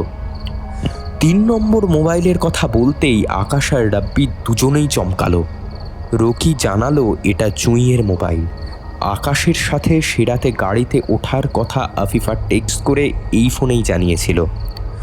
ভাগ্যক্রমে সেই সন্ধ্যায় ফোনটা ছিনতাই হয়ে যায়, তাই জুঁই মেসেজটা পায়নি। পুলিশ আর রকির মামার লোকেরা একসাথে মোবাইলটা খোঁজা আরম্ভ করলেও পুলিশের আগে রকির মামা মোবাইলটার খোঁজ পায়। তারপরেই এটা রকির কাছে চলে আসে। তবে মোবাইলে কোনো সিম কার্ড পায়নি। ছিনতাইকারী সেটা আগেই ফেলে দিয়েছিল বোধহয়। তাই বলা যায় এই ছেলেটা ছাড়া আর সব রকম বিপদ থেকে মুক্ত তারা। সব কিছু প্ল্যান মতো হয়েছে। এবার সবাই আবার ছেলেটার দিকে তাকালো। ছেলেটা মনের সমস্ত ঘৃণা ঢেলে তাকিয়ে আছে ওদের দিকে। আর সবাই এই দৃষ্টি সহ্য করতে পারলেও রাব্বি পারল না। সে মাথা নত করে দাঁড়িয়ে রইল। রাক্কি বলল, আরে ওর নাম দিদার, তোদের কলেজেই পড়ে, আর্টসে। এবার বিস্মিত হয়ে আকাশ আর রাব্বি দুজনেই ছেলেটার দিকে তাকালো। চিনতে পারছে না তারা ছেলেটাকে। এর আগে কখনো দেখেনি তারা। বলাই যায় কলেজের পরিচিত মুখ নয় ছেলেটা। আকাশ বলল, কিন্তু ও জানলো কি করে যে আফিফার লাশ আছে এখানে? ও আফিফার কে হয়? কখন থেকে আমাদের ফলো করছে? দুঃসালা, কিছুই বলেনি, আর মুখ খুললেই গালাগালি করছে। আরে একদম চুপ করিয়ে দিতে হবে। আকাশ এবার ছেলেটার মুখের গিট খুলে দিল। ছেলেটা একডালা থুতু ফেলেই চিঁচি কণ্ঠে চেঁচিয়ে উঠল, শুয়োরের বাচ্চারা, তোদের রেহাই নেই। সবগুলো তার মতো মরবি। তোদের বাপ মা এক একটা বেশ্যা দালাল। ঝন্টু পিস্তলের পেছন দিয়ে ছেলেটার মুখে আঘাত করে পিস্তলটা ছেলেটার কপালের সাথে চেপে ধরল। চুপ, একদম চুপ, কপাল ফুটো করে দেব। ছেলেটার চেহারায় এখনো কোনো আতঙ্ক আর ভয় নেই। বিড়বিড় করে বলল, সবগুলো মরবি তোরা। এরপর রাব্বির দিকে তাকাতেই রাব্বির জিহ্বা শুকিয়ে গেল। ছুটে পালিয়ে যেতে ইচ্ছা করলো তার। ছেলেটা মাথা ঝাঁকিয়ে রাব্বিকে কাছে ডাকলো। ঝন্টু সরে গিয়ে রকির পাশে দাঁড়ালো। রাব্বি ভয়ে ভয়ে নিচু হয়ে মুখটা ছেলেটার কাছে নামালো, কারণ ছেলেটার গলার সব জোর শেষ হয়ে গিয়েছে। সে ভেবেছিল সে মুখ নামাতেই তার মুখে একদলা থুতু ছিটিয়ে দেবে ছেলেটা, কিন্তু না। এবার ছেলেটার মুখে ঘৃণা ভাব সরে গেল। সেখানে জায়গা পেল দুঃখ, মলিনতা আর করুণা। রব্বি অবাক হলো। ছেলেটা রাব্বিকে বিড়বিড় করে বলতে লাগলো, আমার পুরো জীবনে একটা মেয়েকেই ভালোবেসেছিলাম, একটা মেয়েকেই পাগলের মতো অনুসরণ করেছিলাম। মজার কথা হলো মেয়েটা আমাকে চেনেই না, কিন্তু আমার ভালোবাসা সেই মেয়েটাও একটা ছেলেকে অনুসরণ করত, ভালোবাসত হয়তো। সেই ছেলেটা কলেজে যাওয়ার পর থেকে ছুটি পর্যন্ত কি কি করত সব তারও হয়তো ঠোঁটস্থ ছিল। কিন্তু এবার মজার বিষয় হচ্ছে সেই ছেলেটাও মেয়েটাকে চেনেনি, না তো আর কখনো চেনার সুযোগ পাবে। আরো মজার বিষয় হচ্ছে সেই ছেলেটাই আরেকটা ছেলের সাহায্য নিয়ে সেই মেয়েটার লাশ অ্যাসিড দিয়ে গলিয়ে মাটিতে পুঁতে ফেলেছে কিছুক্ষণ আগে। জীবনে এত বড় ধাক্কা রাব্বি কখনো খায়নি। তার কিছুতেই মাথায় ঢুকছে না তার মতো একটা ছেলেকেও কেউ ভালোবাসতে পারে, আর সেটা আফিফা। ছেলেটা পাগলের মতো কি বলছে। তার সামনে থেকে ছেলেটা উধাও হয়ে গেল। চারপাশ থেকে রকি, ঝন্টু, আকাশ সবাই অদৃশ্য হয়ে গেল। কোনো শব্দ আর তার কানে ঢুকছে না।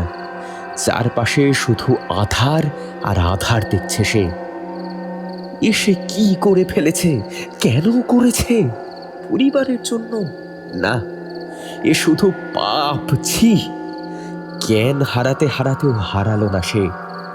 ছেলেটার মুখে আবার ফুটে উঠল ঘৃণা। রকির দিকে তাকিয়ে বলল, কিরে শুয়োরের বাচ্চা, তাকিয়ে তাকিয়ে কি দেখছিস?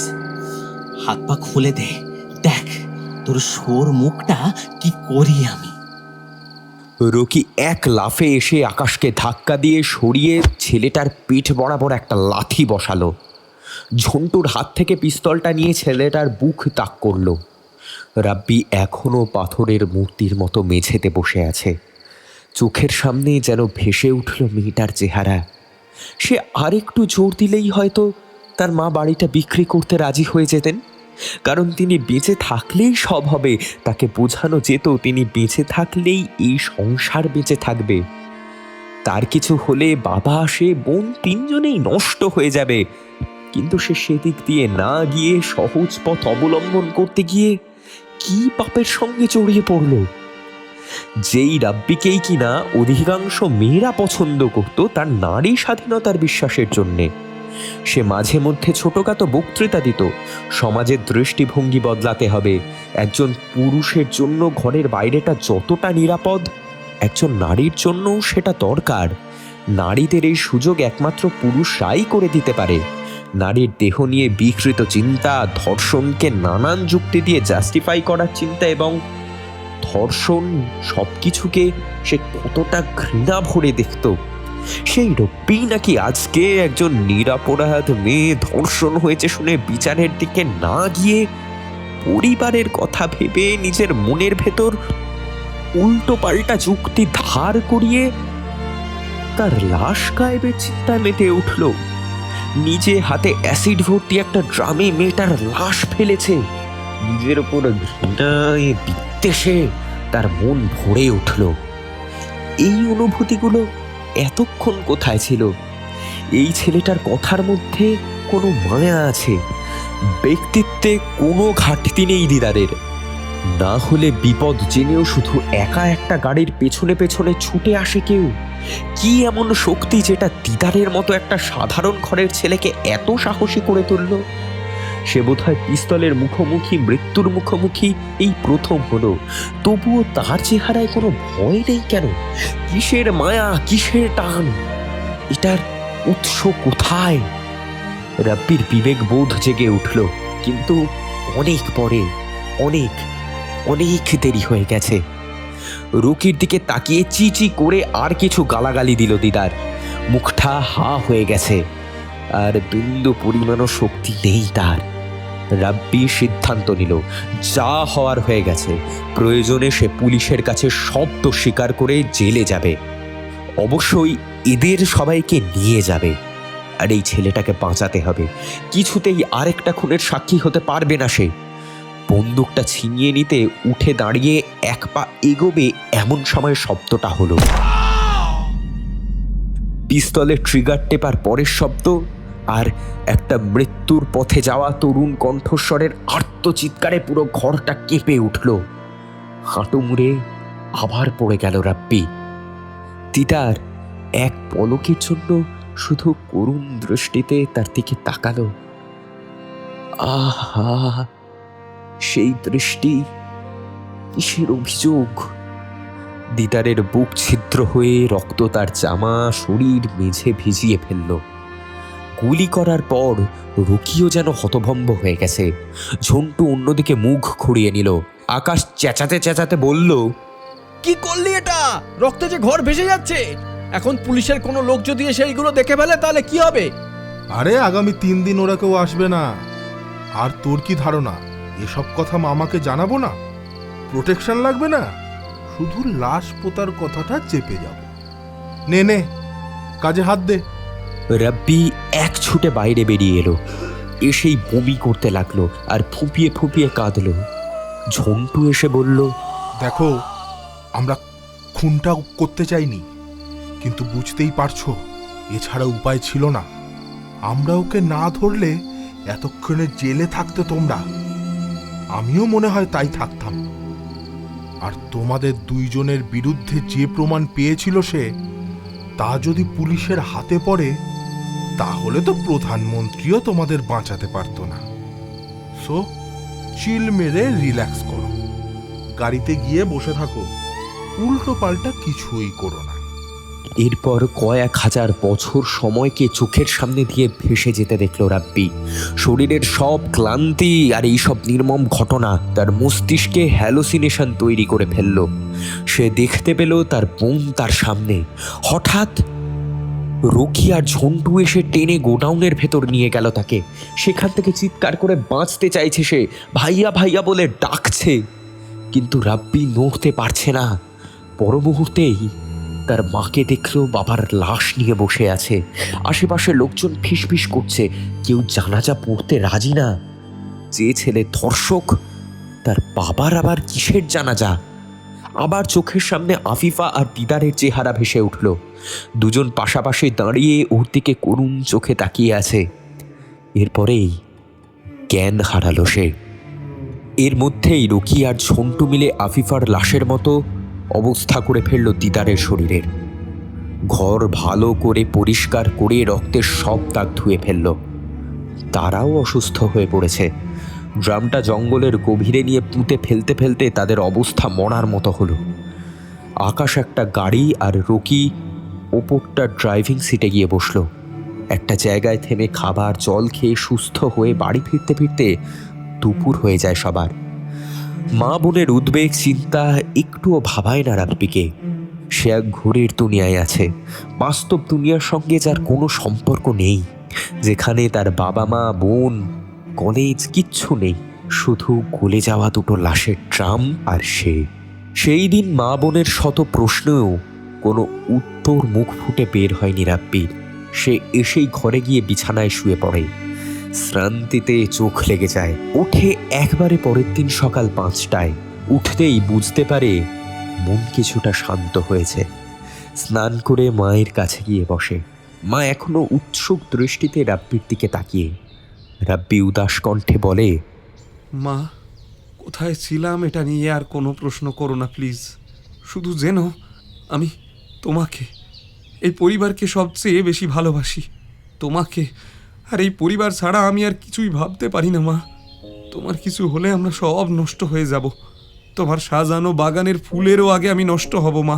তার মা বিড়বিড় করে বলেন, প্রয়োজনে বাড়িটা বিক্রি করে দেব, ফুটপাতে গিয়ে থাকবো, তবু পরিবারের সাথে থাকবো।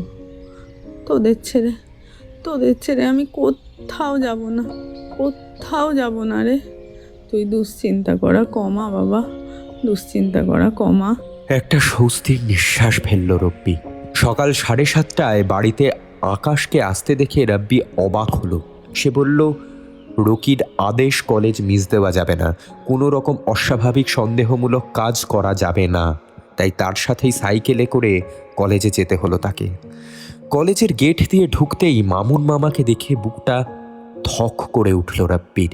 মামা যখন তার মলিন মুখে তাকে দেখে জোর করে একটু হাসি ফুটিয়ে এগিয়ে এলো, তখন তার সমস্ত অন্তর চিৎকার করে কাঁদতে লাগলো।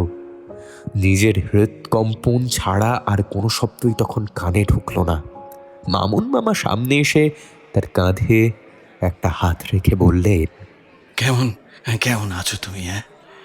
তোমার মায়ের অবস্থা এখন কেমন? না না না না, চিন্তা করো না বাবা, একদম চিন্তা করো না। সব আল্লাহর হাতে। হ্যাঁ, তবে আমি বিশ্বাস করি বাবা, ঠিক হয়ে যাবে, একদম ঠিক হয়ে যাবে তোমার মা। একদম চিন্তা করো না। আপনার অবস্থাও তো ভালো না মামা। হ্যাঁ, সবই তো জানো বাবা। আমি আফিফার মা বাবা সব।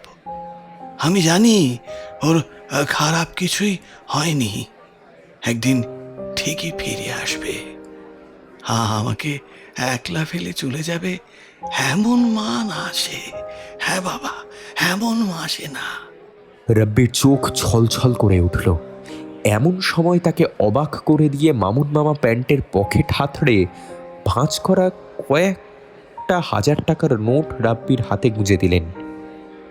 রাব্বি হতবম্ব। মামুন মামা বললেন, মানে গরিব মানুষ বোঝই তো। আফিফা যখন তোমার মায়ের অসুখের কথা শুনলো, কি যে দুশ্চিন্তায় পড়লো না, কি বলি তোমায় বাবা। নিজের এই জমানো টাকা থেকে এই 10,000 টাকা তোমাকে গোপনে দিতে বললো। আমি জানো কত বকাবকি করলাম। যেখানে হেড স্যার 500 টাকা দেয়, সেখানে আমার এত টাকা দেয়া সাজে? হ্যাঁ, তুমি বলো একবার, কত ঝগড়া হলো বাবা এই নিয়ে। হ্যাঁ, আজ দেখো টাকা আছে, কিন্তু সে নেই। এই বলেই রাব্বিকে ছেড়ে চলে গেলেন তিনি। হায় খোদা, এর চেয়ে নির্মম শাস্তি আর কি আছে? কোনো ক্লাসেই আর মনোযোগ দিতে পারল না সে। তার চোখের জল কয়জন দেখলেও তাদের জানার কথা না, এই জল তার মায়ের জন্য না, আফিফা নামের এক মেয়ের জন্য যে তাকে ভালোবেসেছিল। কলেজ ছুটির দিকে মানবিক ভবনে গেল সে। গিয়েছিল মূলত দিদার নামের ছেলেটার খোঁজে। হঠাৎ একটা মেয়ে এসে রাব্বির কাছে জানতে চাইল, আপনার মা এখন কেমন আছে? ভালো। মেয়েটা হাত বাড়িয়ে দিয়ে, আমি জুই, আর আপনি নিশ্চয়ই রাব্বি। বলতেই রাব্বির হৃদকম্পন আবার বেড়ে গেল। রব্বি বলল, আপনি আমারে চেনেন? আপনি যে আফিফার ফেভারিট পার্সন, আপনাকে চিনব না? আফিফা বলতো, আপনার মতো সরল মেধাবী ছেলে এই কলেজে আর একটিও নেই। আফিফার আর কোনো খবর পেলেন? না, তবে আমার বিশ্বাস তার কিছুই হয়নি, পুরোপুরি ভালো আছে। হঠাৎ একদিন ফিরে আসবে আর তারপর চমকে দেবে সবাইকে। আমার তো বিয়ে ঠিক হয়ে গেছে, ইন্টার্নের পর হয়তো আর দেশে থাকা হবে না, তাই আমার হয়ে আপনি সেদিন ওকে এই উধাও হয়ে যাওয়ার জন্য বকে দিন প্লিজ। আর সহ্য করতে পারছে না সে। যত দ্রুত সম্ভব এখান থেকে বেরিয়ে যেতে হবে তাকে। তার একবার মনে হলো সবাই যেন তার গোপন কথা জেনে ফেলেছে, তাই তার আশেপাশে এসেই আফিফার কথা তুলছে।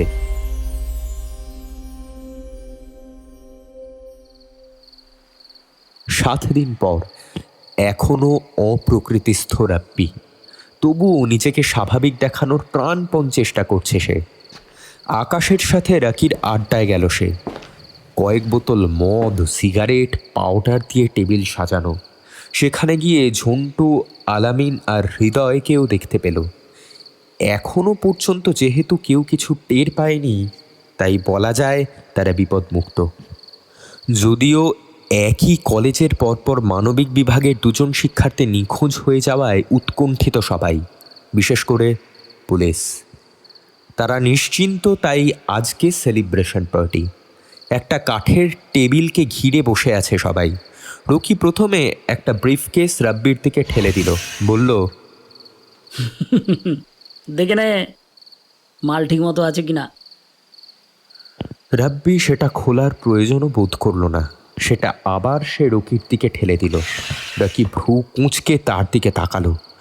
রকিকে সত্যিই রাব্বি খুব ভয় পেত, বিশেষ করে দিদারকে মারার পর থেকে। এখন কিন্তু রাব্বির চেহারায় কোনো ভয়ের ছাপ নেই। সে বলল, টাকার ব্যবস্থা আমার হয়ে গেছে, বাড়ি বিক্রি করে দিচ্ছি আমরা। ঝন্টু অবাক হয়ে বলল, এই টাকা তুমি নেবে না? রাব্বি মাথা নাড়ল। না, যা হওয়ার হয়ে গেছে।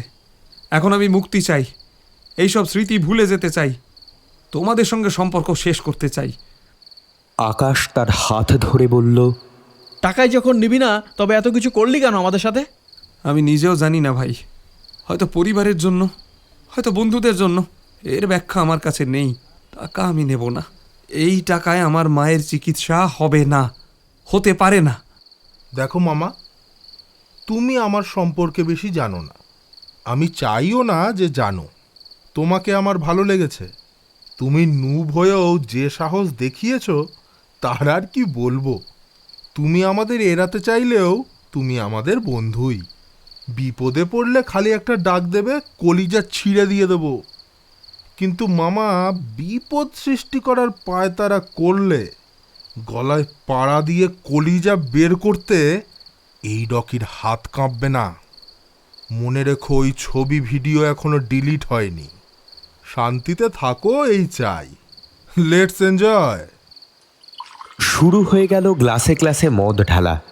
রাব্বি মদ খাওয়া কিংবা তাদের আড্ডায় যোগ না দিয়ে চেয়ারটা টেনে জানালার পাশে বসে বাইরের দিকে তাকিয়ে রইল। কিছুক্ষণের মধ্যেই সবাই মাতাল হয়ে গেল। আকাশ, ঝন্টু মাতলামি করে জোর করে তাকে খাওয়াতে চেষ্টা করলেও এক ফোঁটা মুখে নিল না সে, উল্টে জামা কাপড় ভরে গেল। মাতাল হওয়ার এক ফাঁকে রকি চিৎকার করে বলতে লাগলো, সালে, এত সাহস আমাকে ঘোরায়, আমার প্রস্তাবে না করে। এইবার বল, দেখলি? হ্যাঁ, দেখলি রকির সঙ্গে না বললে কি হয়? তোর বাপও তো চেহারা দেখে চিনবে না, বুঝলি? এবার যা এবার ড্রামের ভিতরে গিয়ে ঘুমা বাবা, ঘুমা। ঝন্টু তার পাশে নেতিয়ে পড়ল। আরে ভিডিওটা চালু করো না মামা, একটু এনজয় করি। রকি মোবাইল বের করতেই ওরা সবাই মোবাইলের স্ক্রিনে লোলুপ দৃষ্টিতে তাকিয়ে রইল। রাব্বিও কৌতূহলী হয়ে সেদিকে গেল। ডিসপ্লেতে তাকাতেই আফিফার সাথে 4টে জানোয়ারের ধস্তাধস্তি দেখে তার শরীরে রক্ত হিম হয়ে গেল। ছি, তারা এই ভিডিও রেকর্ড করে রেখেছে। মোবাইলের স্ক্রিন অফ হতেই নেশার ঘোরে রাকির লক প্যাটার্ন খোলাটা মাথায় ঢুকিয়ে নিল রাব্বি। সেদিকে আর তাকাতে পারছে না রাব্বি, পুরো শরীর কাঁপছে। যখন রাত 11টা, নেশার ঘোরে কারো হুঁশ নেই। চুপ করে রকির পকেট থেকে তার মোবাইল ফোনটা তুলে নিল রাব্বি। শুধু ধর্ষণের ভিডিও না, মোবাইল ঘাঁটতেই একটা মেসেঞ্জার গ্রুপে আফিফাকে ধর্ষণ, খুনের পুরো পরিকল্পনা দেখতে পেল সে আর আকাশ যে অ্যাসিডের ড্রামে লাশ ফেলেছে, গর্ত খুঁড়ে পুঁতে ফেলেছে, এসব ছবি আর ভিডিও আছে সেই মোবাইলে। ডিলিট করবে ভেবেও করলো না। সবাই ফাঁসলে অপরাধ করেও সেই বা বাঁচবে কেন? আর এই পাঁচা কি পাঁচা হবে? লোভী দৃষ্টিতে একবার ঝন্টুর কোমরে গোজা পিস্তলের দিকে তাকালো। সবগুলোকে শেষ করে নিজে মরে গেলে কেমন হয়? না, এ সাহস তার নেই। মোবাইল হাতে বেরিয়ে পড়ল রাস্তায়। নেশা না করেও ঢুলছে। চোখের সামনে ঝাপসা হয়ে গেল দুনিয়া, পরিবার। ভেসে উঠল দুটো ছবি, দিদার আর আফিফা। বিড়বিড় করে বলল, সব যাক জাহান্নামে, পরিবার, বন্ধু, সব যাক, সব। সমস্ত ঘটনা চোখের সামনে ভেসে উঠল আবার।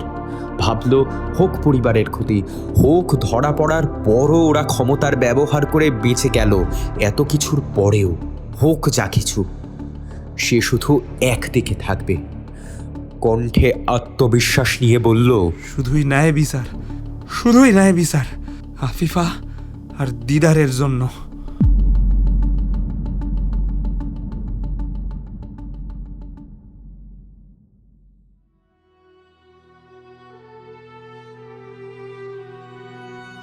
আপনারা এতক্ষণ শুনলেন লেখক মাসুদ রানার গল্প এক টুকরো হাসির বিনিময়।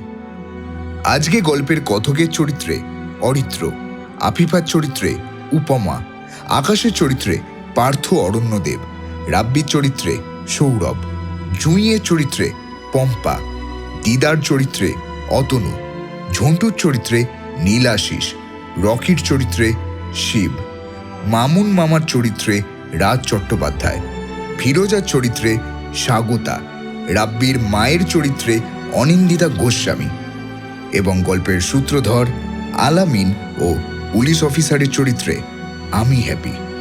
গল্পের আবহে টিম অ্যানোনিমাস এবং সমগ্র পরিচালনায় টিম জুজু। আমরা খুব শীঘ্রই ফিরব একটি নতুন গল্প নিয়ে।